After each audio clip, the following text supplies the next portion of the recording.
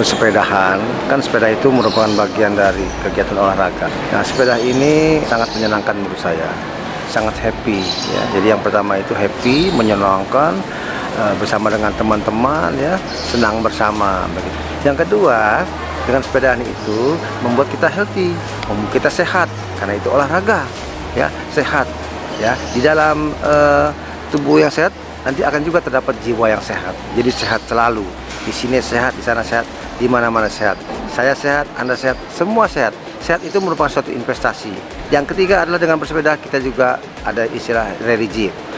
Nah, dengan sambil sepedaan kita juga bisa mengingat Tuhan yang Maha Kuasa. Dengan kita berzikir ya, Subhanallah, goes, Alhamdulillah, goes, Allahu Akbar, goes. Terus goes sambil zikir kita. Allahu Akbar, goes. Nah, setelah selesai goesan, kita bisa ada unsur-unsur silaturahmi, kumpul semua di situ.